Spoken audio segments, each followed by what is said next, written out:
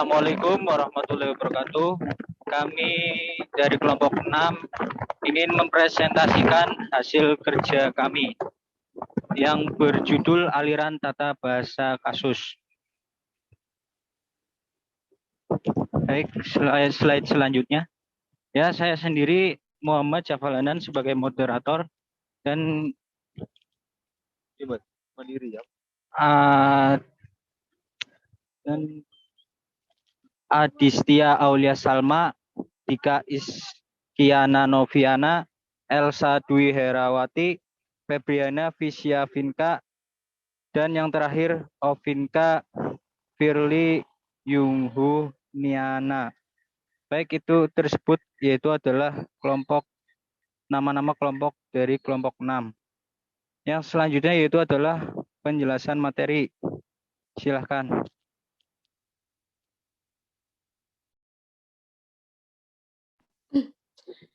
Baik, terima kasih atas waktunya. Saya akan menjelaskan tentang sejarah tata bahasa kasus.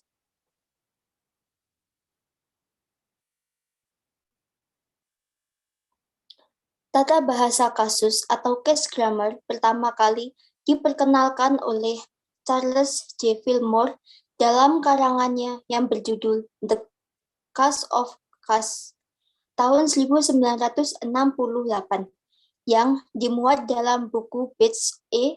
and R. Hart's Universal in Linguistic Theory. Selain itu, J. Anderson dalam bukunya The Grammar of Case atau Cambridge University Press tahun 1971 dan W. N. L.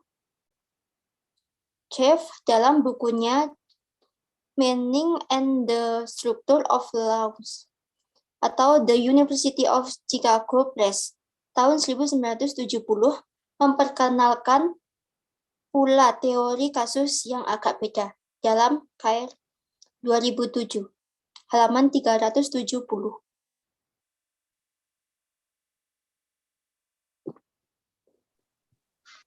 Selanjutnya, saya akan menjelaskan part 2 yaitu pengertian. Tolong selanjutnya. Dalam pengertian sempit, tata bahasa mencakup morfologi dan sintaksis. Sedangkan dalam pengertian luas mencakup morfologi, sintaksis, fonologi, semantik, dan pragmatik. Tarigan mengatakan bahwa tata bahasa kasus merupakan suatu modifikasi dari teori tata bahasa transformasi yang memperkenalkan kembali kerangka kerja konseptual, hubungan-hubungan kasus dari tata bahasa tradisional, tetapi memelihara dan mempertahankan suatu perbedaan antara struktur dalam serta struktur permukaan dari tata bahasa generatif dengan catatan bahwa kata dalam di sini mengandung pengertian kedalaman semantik. Selanjutnya, ciri-ciri. Karena tata bahasa kasus menganalisis bahasa dengan cara memfokuskan teorinya pada verba, maka tata bahasa kasus ini terkadang akan sulit atau tidak semua kalimat bahasa Indonesia dapat dianalisis menggunakan teori tata bahasa kasus. Karena di dalam bahasa Indonesia tidak memiliki tenses atau perbedaan konteks waktu yang ditunjukkan dalam perubahan verba, seperti yang dimiliki oleh bahasa Inggris. Ciri-ciri tata bahasa kasus antara lain yang pertama bersifat federatif, yang kedua mendapat pengaruh dari pike. Dalam semantik dianggap bahwa nomina berhubungan dengan verba dalam struktur batin berupa pelbagai kasus pelaku, penderita, penerima, dan sebagainya.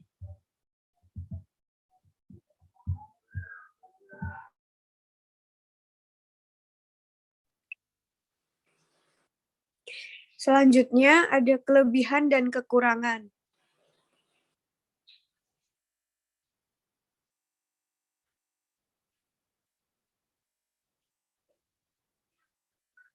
Kelebihan tata bahasa kasus yaitu ada 1, proses berbahasa merupakan proses kejiwaan bukan fisik. Yang kedua, secara tegas memisah pengetahuan kebahasaan dengan keterampilan berbahasa dalam kurung linguistik kompeten dan linguistic performance. Yang ketiga, dapat membentuk konstruksi-konstruksi lain secara kreatif berdasarkan kaidah yang ada.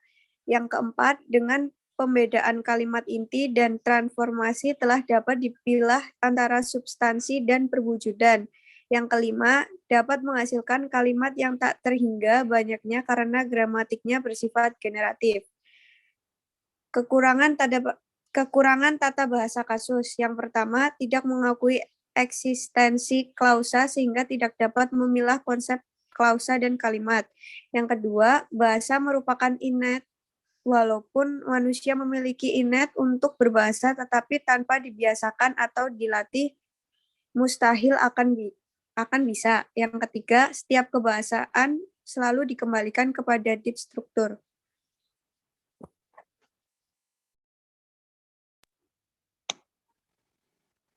Yang selanjutnya adalah jenis-jenis kasus. Jenis-jenis kasus yang pertama adalah kasus agentif. Kasus agentif adalah kasus yang secara khusus ditunjukkan bagi makhluk hidup yang bernyawa yang merasakan hasutan tindakan yang diperkenalkan oleh verba atau dalam tarikan Fillmore 1968.24. Yang kedua, kasus experience. Kasus yang mengalami berbeda dengan kasus pelaku walaupun verba yang ada di dalam predikat adalah verba yang sama.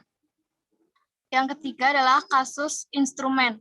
Kasus alat atau instrumen ialah kasus yang berkekuatan tidak hidup atau tidak bernyawa, atau objek yang secara kausal terlihat di dalam tindakan atau keadaan yang diperkenalkan oleh verba. Dalam tarikan Fillmore 1968.24. Yang keempat, kasus objektif.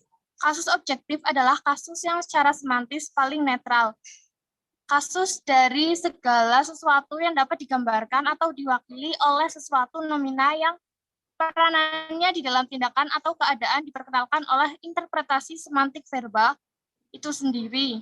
Yang kelima, ada sumber. Kasus sumber merupakan sumber atau penyebab terjadinya proses atau kegiatan atau keadaan yang dinyatakan oleh verba. Yang keenam, kasus tujuan. Kasus tujuan lebih diartikan sebagai arah dari suatu kegiatan yang dinyatakan oleh verba. Yang ketujuh, kasus lokatif. Kasus lokatif adalah kasus yang memperkenalkan lokasi, tempat, atau letak, ataupun orientasi ruang atau spasi, atau tindakan yang diperkenalkan oleh verba. Yang kedelapan, kasus waktu. Kasus waktu adalah waktu yang terpakai atau diduduki oleh suatu proses kegiatan atau keadaan yang dinyatakan oleh verba.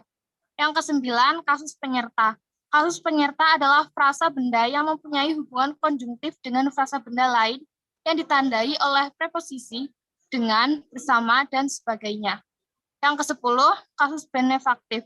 Kasus benefaktif mempunyai ciri hidup, kasus yang ditunjukkan bagi makhluk hidup yang bernyawa, yang memperoleh keuntungan dari tindakan yang diberikan oleh verba.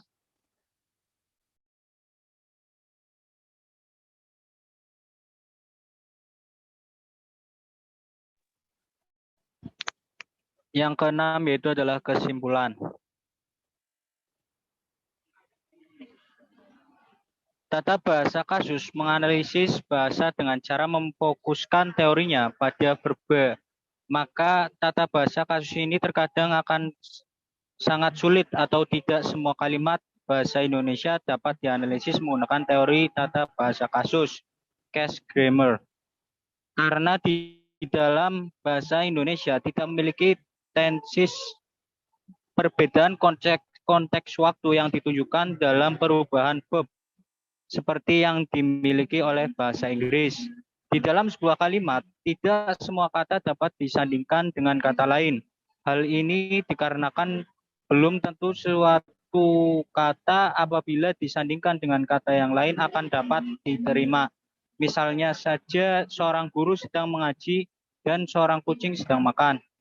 Kata guru dapat diterima pada kalimat seorang guru sedang mengaji, sedangkan kata kucing tidak dapat diterima di dalam kalimat seorang kucing sedang makan karena kucing tidak bisa dipadankan dengan kata seorang.